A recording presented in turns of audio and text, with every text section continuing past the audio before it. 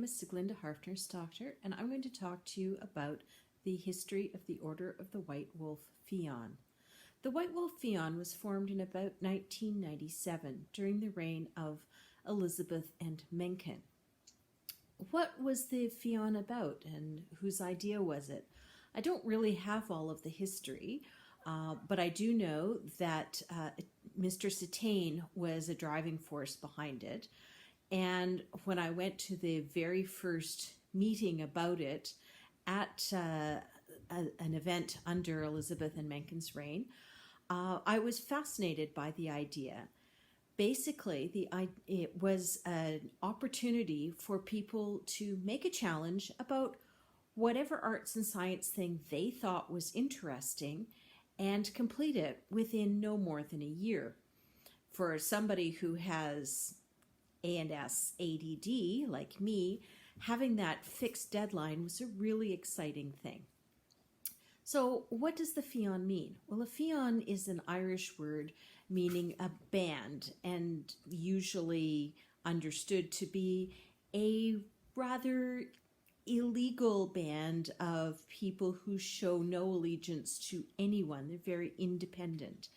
And so that's why the order has no badge and swears no fealty as a group.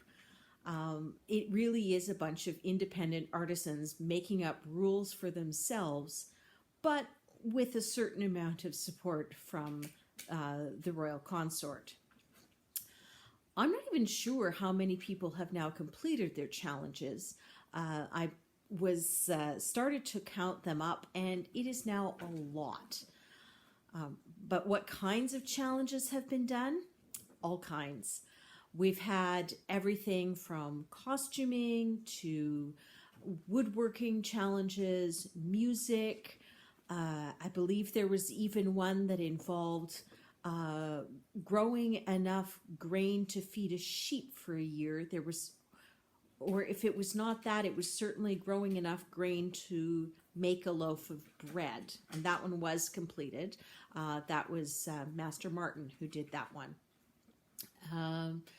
So some of them have been research paper type things, but the important thing about the Fian Challenge is it's always about how to make things more authentic, in the most authentic way for our society to raise its standards of authenticity and just to have fun, frankly. So back in 1997, I challenged, and actually Nicola also challenged on the same day, but I was the first one to complete, and it was at a 12th night, I think, down in, or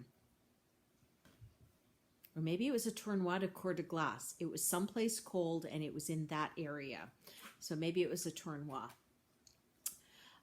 So it was the first few years of the Fian were quite challenging. As I said, I challenged in 1997 and presented my challenge early in 1998. It was a set of Viking Norse dress accessories. So for that one, I learned some bone carving. I figured out how to do nail binding. At that time, nail binding was still really not well understood, at least in this part of the world. And so figuring out a way to take some rather fragmentary instructions and turn them into a thing that held together was kind of a big deal for me. I even did a little bit of metalsmithing for that project. Nicola, who had also challenged in, completed hers a little bit later that year. She did a set of 12th century clothing. And then after that, there was nothing, no challengers, no completed challenges until my next one in 2000, which was a Boneman Case. That one was done really quickly because I was moving to Brazil that summer, and it was the first example of doing a challenge that was not done at one of the big three events. Originally, when the Fian was set up, the idea was that there would be at least 3 events geographically spread around the kingdom so that everybody would have a chance to challenge in by meeting with the members of the Fian. And that was actually another tricky part. Not only did not everybody get to all of those events to challenge in, but in fact, there were no members of the Fian. For the first several years, there was Nicola and me, and then Nicola didn't re-challenge, so then there was just me.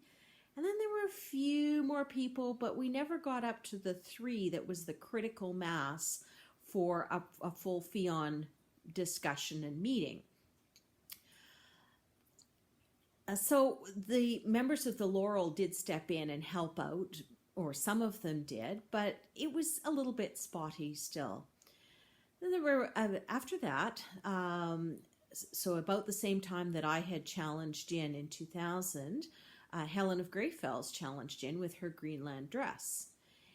And then again, there was another gap till about 2002. And then that's when Elfwin really messed us up by doing a reliquary blocks that blew us all out of the water.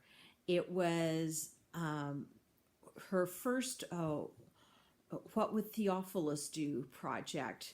What would Theophilus do? That included all sorts of things like her own homemade solder and polishers made out of horse tails. It was just an exquisite project. And I think it terrified a lot of people who might have been interested in challenging because it was so impressive. The next person to re-challenge, also in about 2002, was Anne Gray. And her first challenge was her first challenge was in 2002, doing modal music, and then she did her first re-challenge in 2005. So that's the first time that, besides myself, we actually had somebody challenge in and then challenge again. Now both Elfwin and Nicola, and a little bit later on Aveline as well, all re-challenged in, but this was the first time that it was sort of continuous. It's one of the things about the White Wolf Fian is it's a continuous challenge order. So you sign up, you do your challenge. If it's accepted and successfully completed, then you have a little bit of time off.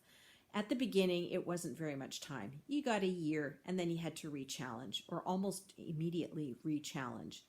And that was a lot of work for a lot of people. So over the years, we've gradually extended it. And now when you challenge, you have up to a year to complete your challenge. And if you're successful, you get 3 years to think about your next challenge or just rest. And then if you don't challenge in at the end of that 3 years, then you're out of the Fian. So it gives us a little bit more time and increases our membership, simply because more people are able to manage a slightly slower pace, especially as the challenges get more difficult. But then again, it was still sort of slow, and it really didn't take off until around 2010, 2011. By that time, I was up to my 5th re-challenge. I re-challenged in 2010. And Aveline had challenged with her fencing gear in 2009. Lucia did her diets dry dinner recipes in 2010. And then in 2011, Marina did a Ukrainian meal. Elined did nettles. And after that, there were always at least 2 challengers per year. And more people were re-challenging. And that included some people who had re-challenged after long gaps. So as I mentioned, Nicola and also Aveline. There's also been a lot of rethinking about what's considered to be a reasonable challenge. At the beginning, remember, this was way back when we were still associated with the Middle Kingdom. We were a principality. We were more or less using the Middle Kingdom arts and science rules. And they had a rule in there about what was considered to be an intermediate challenge. So not a rank beginner, but not super, super expert. And so the White Wolf Fian had always said this was not a place for beginners projects, but it had to be at least intermediate. And if you already had some pretty good skills, then intermediate wasn't good enough either. You really had to up your game. And that was the whole point, was you had to keep re-challenging yourself and making the projects more difficult for you. So, as I say, Elfwyn messes us up pretty regularly because she's so talented.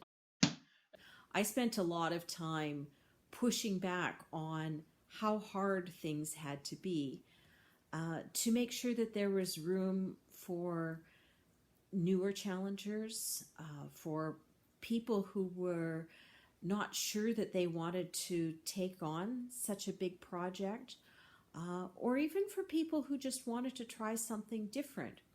One of the things that I really liked, back to that ANS ADD thing, is I get bored. So I have done 3 challenges that involved bone work. I did some bone work in mostly things like toothpicks and pins and so on in my first project. Then I did a bone comb and case. And then I did a bone belt buckle that is carved. But then I sort of hit a wall. There wasn't much more that I could or wanted to do in bone. I mean, there were some things I could probably still do, but I pretty much hit my limits and I needed to get into a different medium. I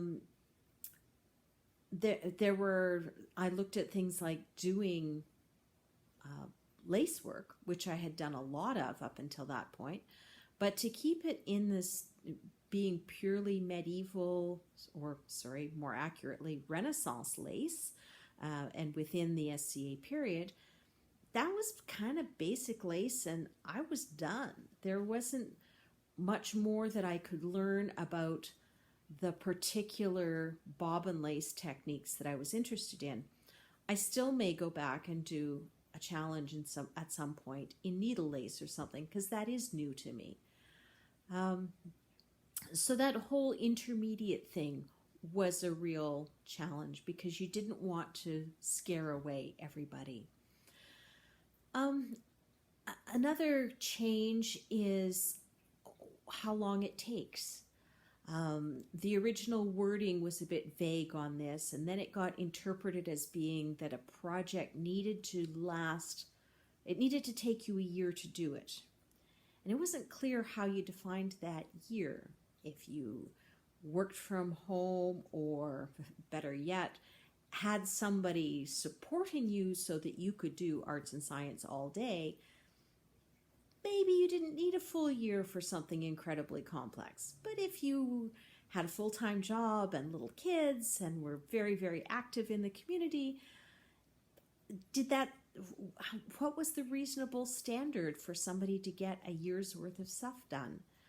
What happens if you had something that was fairly time-bound and you wanted to just finish it in a couple of months, but it was still an impressive challenge? So we've weaved back and forth about how that should be interpreted. And I think where we've landed now is it needs to, again, be a challenge for you. It might take a year. It might take less. The objective is to come up with something that is a challenge to you, that there's a real risk of failure. And we have actually had people who never finished, and at least one person whose challenge was deemed to be incomplete because they presented it but had not done all the things or even come fairly close to the things they said they were going to do, and so it was a failure. Those are pretty rare. We do actually want to make people be in a position where they succeed as often as possible. So we've gone back and forth around that quite a bit. Most recently, the change that we've been doing, and I confess I still have to update the website to reflect this, is originally the Queen was our patroness. Well, now we've changed it to the consort is our patron or patroness. final change that has come about is that we do a lot more online. When this all started, the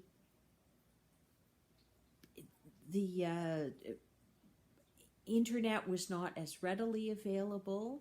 I mean, it was to some people, but the expectation was that people would travel to events and we would just get together. And that proved to be really, really difficult, especially when we had small numbers. And then when we started having numbers of people who were very widely dispersed and couldn't maybe travel as much. So getting 3 people together became a challenge. And over time, the 3 key events that we needed to get people to also changed because some of those events just got too busy, and other events like Trillies, which is really central for many, many people, didn't exist yet. So we've changed that, and we've gone to a lot more online and pre-discussion with the challengers to try and understand what it is they're producing, so that when we get to the court stage, it can be super brief. Because frankly, for a while there, we used to do all the things in court all the time just to boost knowledge about the Fian, to try and encourage people to come in. And up until around 2012, maybe even 2015, that made sense because there weren't that many people challenging in. And then for a little while, it's gotten kind of ridiculous. So now we're trying to, once again, bunch people together so that they present just a few times a year, even if we have agreement with their majesties that people could start on their projects because the approval has been given, it just hasn't been announced in a court. So I guess that's all I can think of about the Fian. I have been a huge advocate for it since it first showed up on my radar because it was just so much fun. I'm told that, very unofficially, a part of the reason for doing it had to do with the fact that there was a perception that laurels, at least in this kingdom, should not be competing in arts and science competitions. And so the Fian was a way to get them from resting on their proverbial laurels and get out there and try some stuff. And that was actually pretty funny in retrospect, because for the longest time, there were no laurels who challenged in. And in fact, every one of us except, I think, Aveline, who is now a laurel, of all of us who are now laurels in the White Wolf Fian, none of us were laurels when we first challenged in. So the idea of getting some of those pre-existing laurels to do it, still kind of hard. And in fact, I remember asking Atane about that at one point, and her response to me was, hell no, it's way too hard. I'm never doing that. And I guess that's why I love being part of the White Wolf Fian. I think I'm up now to thinking about my 7th or possibly 8th ReChallenge. I've still got a little while to think about what it's going to be, and I've still got a couple of years to decide. And yeah, every few months, every few weeks, I sort of rack my brains and think about, would I like to try this? What about that? I'm having a lot of fun with this new thing that I'm kind of learning. I wonder if I could get good enough or figure out enough of a coherent project to put that together as a Fian challenge. Even if I never do those as challenges, just the thinking about doing it in that way helps keep me motivated and working on the arts and sciences. Thank you very much. I've enjoyed talking to you.